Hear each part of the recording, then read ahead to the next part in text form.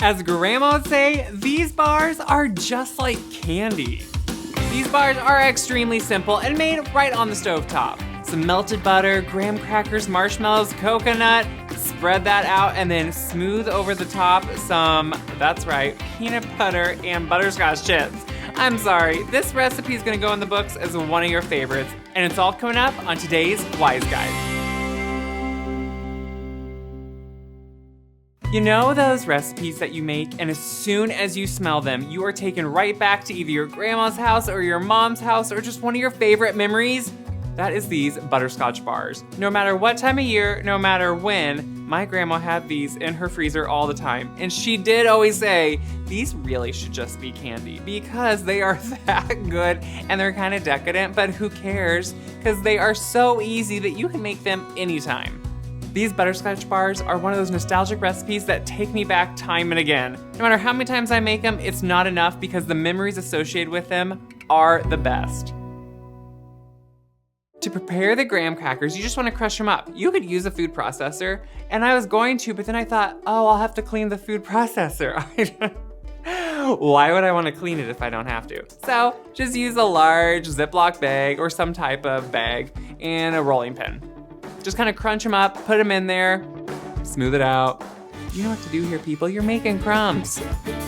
I'm kind of using too small a bag, but I do like to leave it open as I'm making the crumbs because I find if I close it, I always get air trapped in there, and then when I'm putting the rolling pin over it, air bubbles are getting all over and it's hard to push.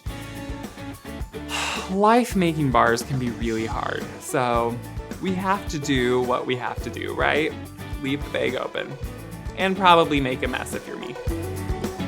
Once you have them all ground into really fine crumbs, just put them in your measuring cup and set aside. Next, in a large kettle, just melt some butter. You just want to melt it, you don't want to heat it or brown it, although brown butter could be good. You know I do love a good brown butter, but not for this. Just melt that up. While the butter's melting, you can just prepare your pan. I just lightly spray it with nonstick cooking spray, that way the parchment paper will stick to the pan. And I like to use parchment so I can take the bars out and cut them. Let's make it easy here, people. I just fold it to fit, press it in. And just to make sure the parchment sticks to that piece of parchment, that way it just doesn't move on you, I just spray a little bit more cooking spray. I mean, it's out, you might as well use it. And I use the baking spray, which, you know, it just smells really good. I know that's bad, but you just kind of want to sit there and smell it. It's just, Once the pan is ready, you can just set it aside. And then just remove the melted butter from the stove and add some sugar. That's gonna quickly cool it down a little bit, so then you can whisk in some eggs. Just whisk until they're completely incorporated. Place it back on the stove and then bring it up to a low simmer. You don't wanna do a hard boil because you could overcook the eggs, which that's not good. So once it's at a low simmer, just continue cooking it on low for about 5 minutes. As it's cooking and simmering, just make sure to keep stirring it because you could have a hot spot on your stove or on that kettle, or you could just burn it in one spot. And no one wants a scorched goo. Well, it kind of looks like goo, so you know what I mean. Once that mixture has cooked and all that sugar is dissolved, just remove it from the stove. Let it cool for a few minutes because you don't want to put everything in there when it's so hot or it'll just melt all those marshmallows and everything. Once it's cooled for about 10 minutes, we can add all the delicious ingredients. The graham cracker crumbs, some small marshmallows. Don't you just love those marshmallows? They taste so vanilla-y. And some coconut. Stir it together till it's really well combined. You really want all that delicious goo and all these ingredients to mix together and become one. Pour it all right into your prepared pan. See, having the pan prepared just makes this a lot easier. Just push it around, spread it out into an even layer. You can just use your spatula. Some of the marshmallows are gonna melt and that will just make it even better goo and set up really well. And some of them are gonna stay whole. So believe me, it's the best of both worlds.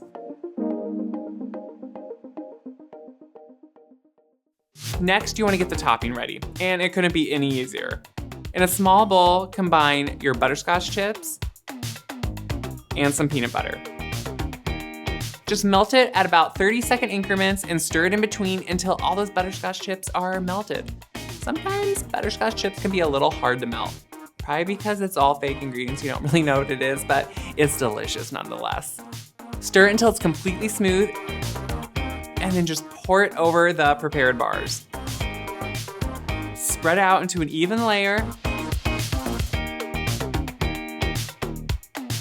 and then just set it aside to cool completely.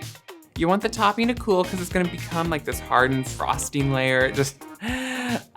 I love these so much, especially when they're in the freezer because they kind of get hard, but they don't ever get fully hard, so you can always grab them from the freezer and just eat them.